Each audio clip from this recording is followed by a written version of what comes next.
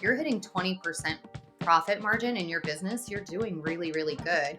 And it depends on how you look at it. So in my business, if we're looking at profit alone, I set aside 10%, but I also set aside 10% of whatever we do as owner distribution. So when you combine those two together, that is a 20% profit margin. It's just I'm leaving half in the business and I'm taking half as a bonus for owning my company and for its success.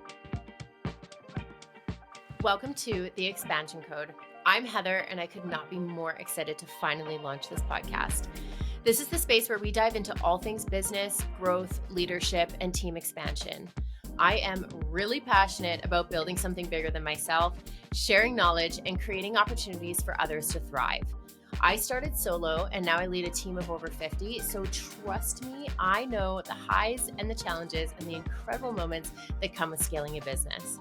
Throughout this podcast, I'll be sharing insights, strategies, and conversations with some truly incredible guests.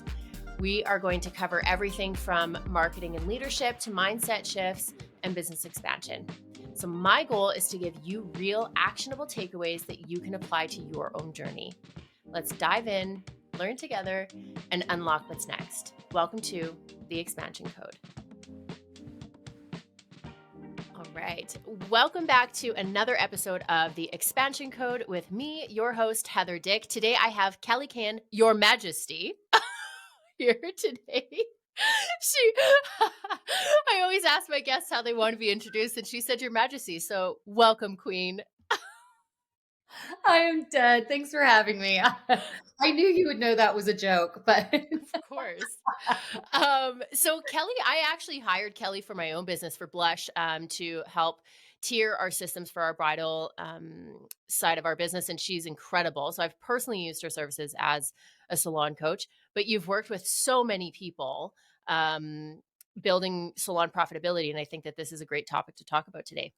yeah, I'm really excited to talk about it. It's probably one of my favorite topics to talk about. Good. Well, I'm glad. Why don't you tell our listeners just a little bit about yourself, background, your salon? Yeah, so I'm Kelly. I'm from Richmond, Virginia. I have owned my hair salons now for 15 years, which is crazy to think about. And I was Hot Mess Express when I first started, but I was lucky enough to win a contest with Nick Arojo where I got to learn how he ran his businesses.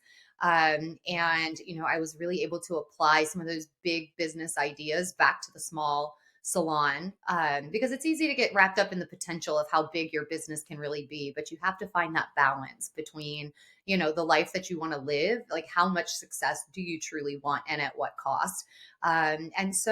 Because I was so lucky to have learned all of that from him, I decided to, package together what I had made from it and share it with others. And that's kind of how Scissors Make Sense came to be. So now I share how I run my salon on a daily basis to have it be successful. So in the beginning, because you talk about you're a hot mess express, I feel like all business owners can relate to that because we're drowning, we're scrounging, we don't know what we're doing. You're a hairstylist by trade, you're not a business owner. So what are the biggest financial mistakes that you see salon owners make off the hop? Yeah. I think it's just borrowing the information that you brought from somewhere else. So it's like, you go and open your own salon and it's like, I'm already charging this. So this is what I'm going to charge. And you build everything around that, not really thinking about what is the need of the business that you're running because everybody has a different rent. Everyone has different supplies. Everything's different. And so you have to really get down to the core of what your business needs and can your pricing support that where it's at. And a lot of times I'm finding people's pricing can't support what the actual needs of the business are. And then they're confused because they're like, I'm producing all of this money, but I have no idea where it's going. Right. So do you have a formula that you use when you're working with your clients, or how do you figure that out?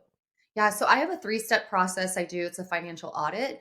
And the first thing that we do is go through your business and we add up everything that it takes to run your business, but that includes your goals as well. So it's not just, I think people start with their budget with all of the really obvious things that are there, Right. the rent, the supplies, but they're not thinking about adding in profit margin, adding in your tax money, adding in your owner distributions. If you want to get paid above and beyond the role that you do in your company, those are line items just like your rent. So I go through and kind of think of everything for you.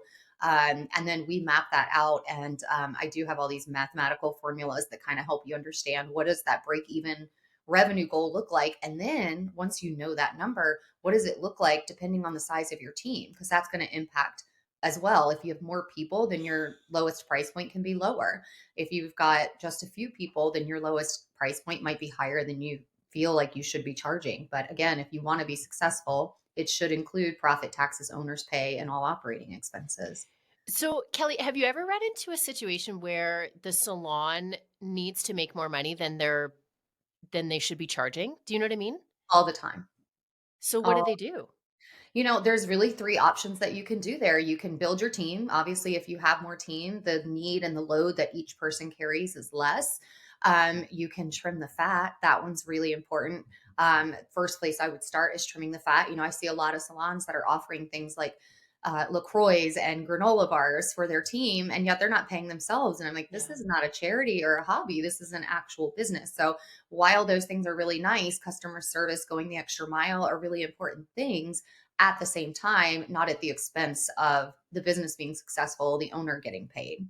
And I think that lots of times we, especially as a consumer going into building a salon now, so now I'm a frequent spa goer, and then I build a spa and I think, "Oh my gosh, this salon has such nice coffee and they've got these nice snacks," and you want to do that, but we don't really think about how much value does that actually add to the client experience, whether they have a granola bar access at hand or not. And every little bit counts. And have you ever heard the saying death by a thousand cuts? Yes. And that's it, and people don't realize that, if they, and especially if they can't say no to their team. Yeah, there's Um yeah. So how do you determine the pricing structure that is just in that formula then? So you just take it all down and then just break it down that way? Yeah, I mean, the important piece is to realize what do you need per stylist per 15 minutes, and then you can price from there. I like doing a tiered system. It's very easy. It's basically 1 hour, 2 hour, 3 hours. We don't really say we're charging by the hour because there's many variables that go into that, and the clients will time you. But really, we're doing so many creative color kind of services right now that it's not one size fits all. So we're kind of creating like a package pricing, but then we do additional add-ons. So traditional hourly services is kind of like this price this hour, whereas we do charge for the time, but we have limitations to what we're using, and that way we're adding on when the consumption is higher than what's allowed for that service. Now that can apply the same way I do it, which is by the hour. It could also apply if you're doing things like a partial highlight in an hour and 45 minutes. You just want to know what the value of every 15 minutes is to make sure that you're creating consistency, because otherwise why would you do one service that's cheaper per hour than another? And a lot of times I see those discrepancies, and then we don't have predictable pay, so we don't know exactly what we should be making. Whereas if we worked hourly, we would know if I worked 100 hours, $20 an hour, and make $2,000. We don't have that consistency in the salon world, and so I think it's really important that we try to create that so we can have consistent income, consistent revenue goals. We can have growth plans and things like that to see how our team can grow year over year. So then what does your pricing structure look to the average client then? Is it just $300 for X service? Right. It depends on the level of the stylist. So the first thing we do is figure out what's the cheapest I can price at and stay at. And then we go up from there based on experience, education. But I've got it structured to where if every single person on my team was a level one fully booked, we'd be successful. Right. Everything that's higher above that, from that point on, just helps our margins tremendously. It makes the salon more money. But you want to always price yourself to be successful in your worst case scenario. Do you find that clients are hesitant to book under a pricing tier ever?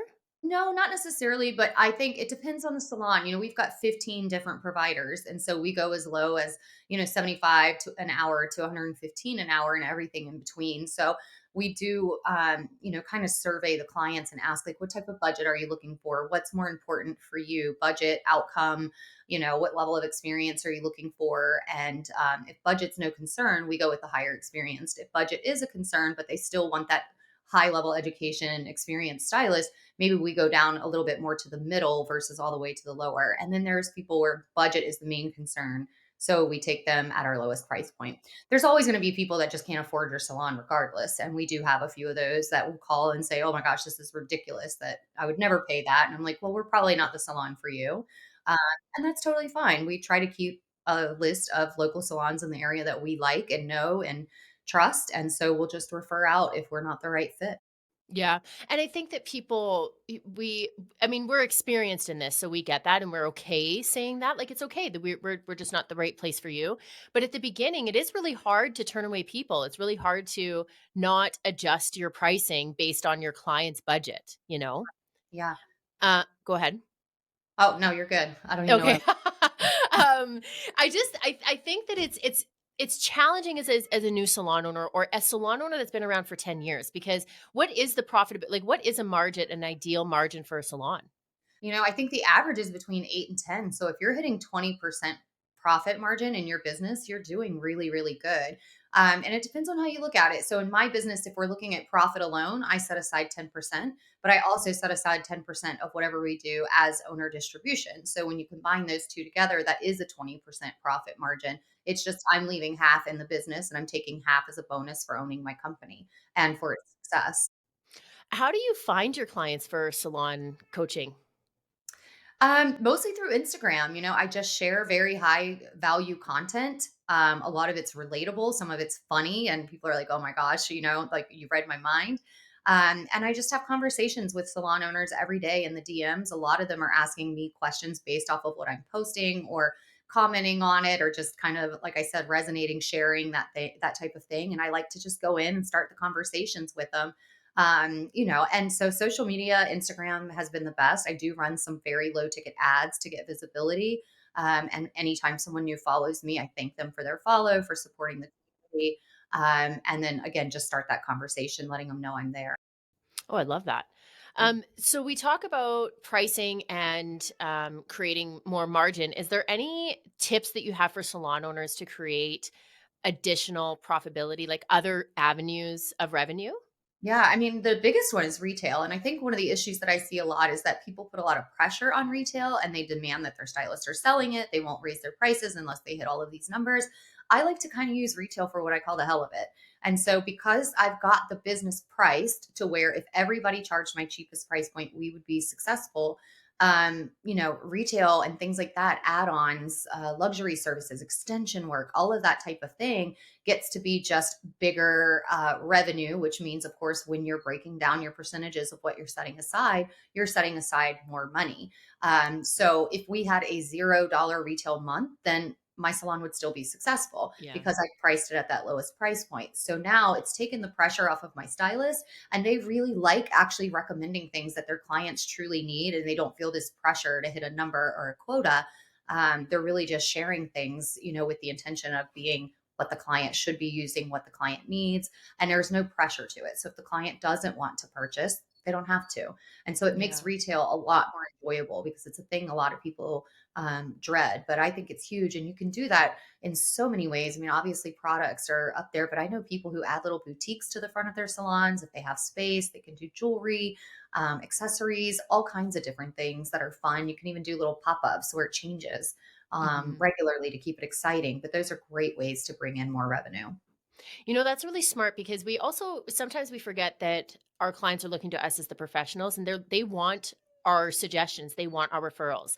They don't they might not trust the Sephora worker all the time, or they're purchasing on Amazon, and we are the professionals and they're looking to us. And I think that lots of times, especially now recently, I've heard lots of salon owners just taking out their retail full stop.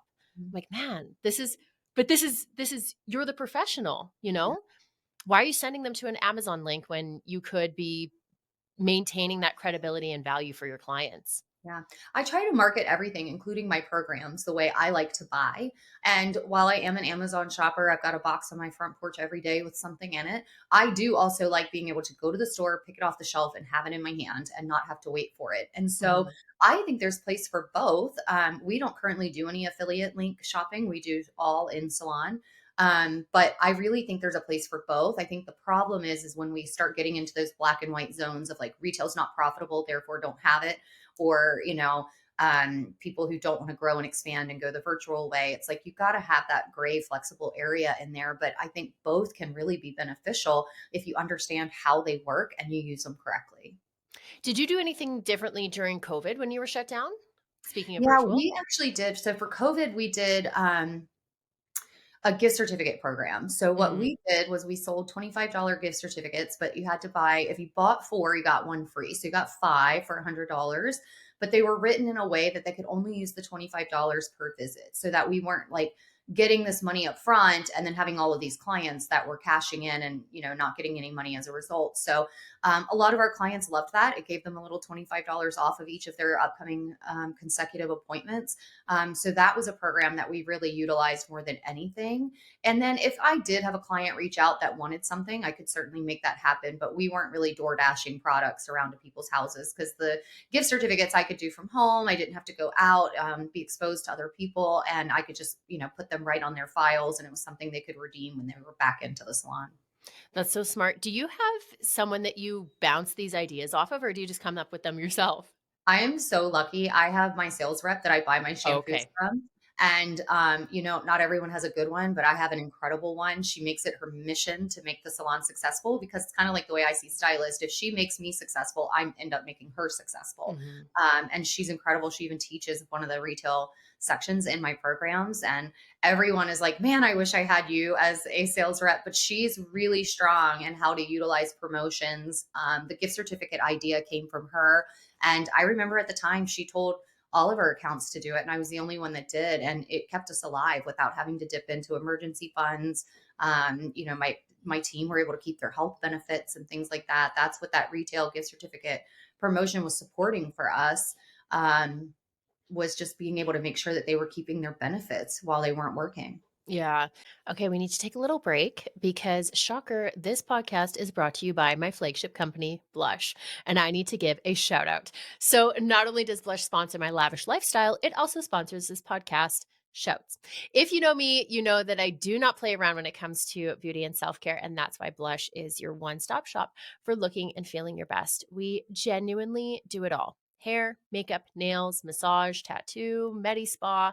Basically, if it makes you feel like a goddess, we probably offer it.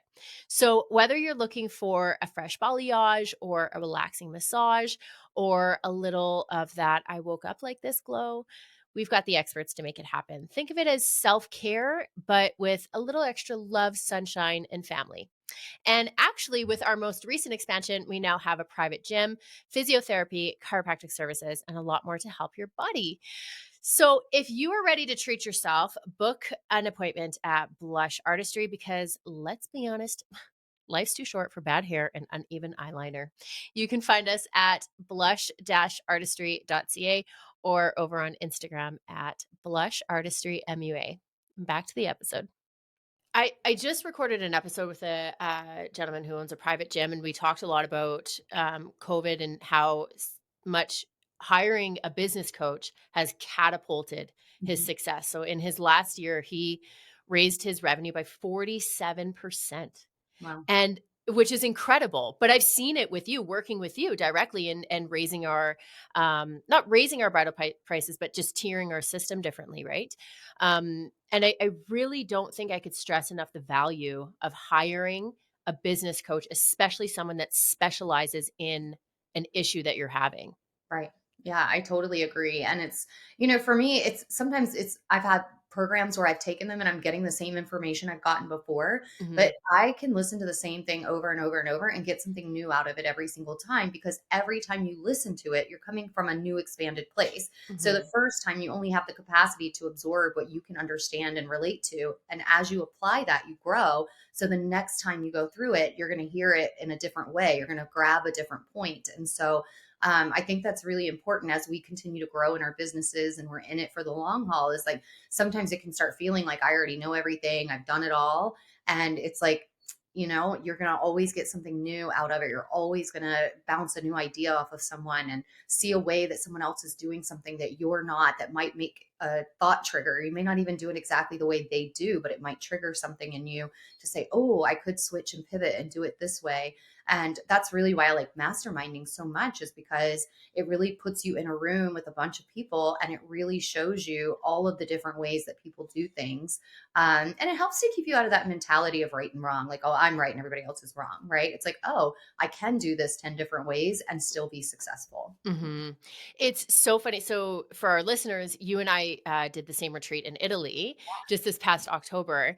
And I remember at one point listening to everyone talk in that room, I was like, whew, these are big, heavy hitters, and I love that. I love being in a room of individuals where I'm like, this is a great place to have a goal to be, Yeah, when you're spending not that you're doing this, but $10,000 a month on your media team and things like that, like we only get bigger by surrounding ourselves by individuals that are more expansive. absolutely. Yeah. Yeah.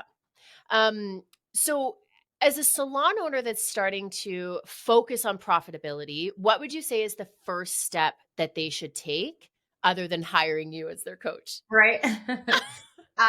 It's just taking a look. It's like what Nick Orojo taught me is what is measured can be grown. You cannot be Mhm. afraid to look at those finances and to stop telling yourself that you're bad with numbers. I always tell a hairstylist when I first picked up a scissor and comb, I was terrible. I mean, the haircuts I gave my mother in my practice lessons was like embarrassing, and I would say I was bad at hair cutting and I wasn't. I just didn't have the skill set and I hadn't practiced it.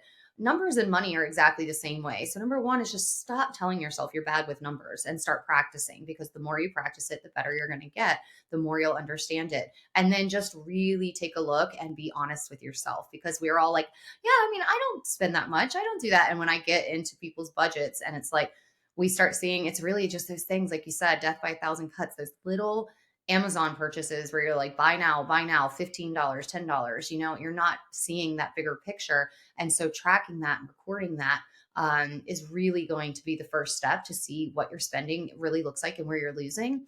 And a lot of people, when I show them a spending plan, they're like, oh, that looks like my QuickBooks. And I'm like, the end result, yes, is the same. But the spending plan is what you're doing with those dollars before you spend them. Your QuickBooks is the aftermath of what you've done. And Mhm. so they're very different in that way, but they do produce the same result. Your budget, your spending plan will show you exactly what your QuickBooks will show you at the end. But your QuickBooks is not helping you create a plan for every dollar. And I think that's the biggest piece, is making sure that every single dollar that's coming into your business has a designated job, so that you're not just, swiping buy now on the Amazon cart. Well, and it's so common that people just turtle head. Mhm. They're like, I'm scared. I don't want to look. I'm not bankrupt yet. So, I see this with my contractors a lot. They'll ask me for like my accountant's information and how do you do this? And I say, honestly, start with a spreadsheet. Just Yeah. start with a spreadsheet. Just start tracking how much you're paying, how much is coming in, and how much is going out, because knowledge is power. Yeah. And we should be doing that with our personal lives as well, because that skip the dishes and DoorDash and it is it adds up so freaking fast. Yeah. Yeah. I was actually this is a little bit off topic, but I was looking at purchasing concert tickets just recently while I was waiting for you to come on, and they were like $900 a ticket. Yeah. And, I was like, this is why people have no money, because they just impulse purchase these tickets to these concerts. Whereas like when you and I mean, how old are you? 44. Okay, yeah, so, like, I'm turning 40 this year. Price like, nosebleed tickets were $40, Oh you yeah. know? And that's not inflation, that's just the fact that people are paying the prices, that Yeah. they're so high, and they just don't keep track. Yeah. Um, yeah, it's crazy out there. It's wild. Um, so the cash flow, I feel like, is a big deal for salon owners, and, this might be repeating your questions here, but do you think that if salon owners are struggling with cash flow, they really should just cut their spending? They should take a look at things. They should maybe stop offering coffee. What would you say is the biggest tip for creating more cash flow? Yeah. I mean, yeah, it's like it is what we've said before. So it's like increasing your time, trimming the fat, raising your prices. And you can do any one of those or any combination of those. There are some situations that I look at and I'm like, we've really got to do all three. There's just no way to pull this out, because if your team is too small and it puts a burden of $200 an hour on your stylist, and you're in a small town and you're only charging $40, like you just can't do that. You can't go from 40 to 200 and say, well, this is what we have to charge. But at the same time, you didn't go into business to be held hostage to it. So if you've put yourself in a situation where you need 200 an hour, but you're only producing 40, you've got a really big problem on your hands. And so, yeah, I mean, yes, you've got to look at the spending, but if the money just isn't there, regardless of the spending, you've got to increase the size of your team or raise those prices. And what would you say to someone that maybe doesn't have the space to increase their team? They'd have to raise their prices? They would have to raise their prices, but I also challenge those people to think when you have a space, you are paying for it 24/7. So are you Yeah. maximizing every single hour of that space? I knew someone in Chicago that had a 950 square foot space and was producing over $1 million in it because of the Wow. double shifting. So if you open 9 to 9 and you've got one station, you could potentially have two people in every chair working a 9 to 3, 3 to 9 split. You can have floaters, you can have your upper stylist, maybe they're working like 3 full 9-hour days a week, and then you've got two open days and you stagger those. So there's many different ways that you can actually add team. But if you're not open 7 days a week, 9 to 9, then you definitely should not be expanding into bigger Mm. spaces or second locations, things like that. I mean, really maximize everything that you have first before you start doing that. And I see people go the expansion route way too soon. Yeah. It's you in my opinion, you have to be bursting at the seams in order to get a new space. You have to be bursting at the seams in order to get another team member. You can't just kind of build it and they will come. I actually did a episode with Jody, our mutual friend, and she said that. She said that's one of the biggest misconceptions that business owners have is like build it and they will come. That's not true. You have to plan. Right. You have to Yeah. have some sort of foundation. Yeah. When I first opened my business, it was me and one other person. I had four stations. And, I was like, I know that I can handle this business on my own if it's just me and my full clientele. Is it going to be as fun? Is it going to be as profitable? No. And now we've got 7 chairs in one, 4 chairs in another. And we double shift. We have floaters. We've got all of those. So I say always start out small. Don't take off more than you can chew. Yeah. And, you can always grow, you can always expand, but don't put yourself in a situation that you can't handle it on your own. So what advice would you give to a salon owner that's looking to step away from behind the chair? Like, do you find that a lot of salon owners, the only reason why they're making money is because they're still behind the chair 10 hours a day? Yeah, I do. I see a lot of salon owners carrying the team. And I kind of have a formula for that because I think, you hear a lot of people that say if your place of work can't operate without you, then you created a job and not a business. And I do think there is some truth to that. But we also have to be realistic about it. So when I only had a team of four, one thing to think about, if I lost one person, I lost a fourth of my business. Whereas like Mhm. if I have a team of 20 and I lose someone, I've lost a 20th of my business. So that's another reason why building a team is really important, but your load as a leader is going to be less the smaller your team is. So I always say if your revenue is between like 0 250,000, you might be 80% behind the chair and 20% on the business. The business shouldn't need that much time of you. Right. If you're getting into that 250 to 500 range, maybe you're splitting it more 50-50 because now you have more people to manage, more time off requests, more inventory, more I don't know, supplies, all these different things that you're having to take care of. And then once you get to that 750, 1 million mark, you should have a bigger team, at least 10 people. And at that point, it's requiring a lot of you, managing and leading 10 people and 10 clientels and 10 time offs and all of that type of thing. It's going to take more time. And so that's where I found myself is when I hit the $1 million mark is I'm spending about 90% of my time on the business and 10% on, behind the chair, which are just friends and colleagues that I didn't want to let go.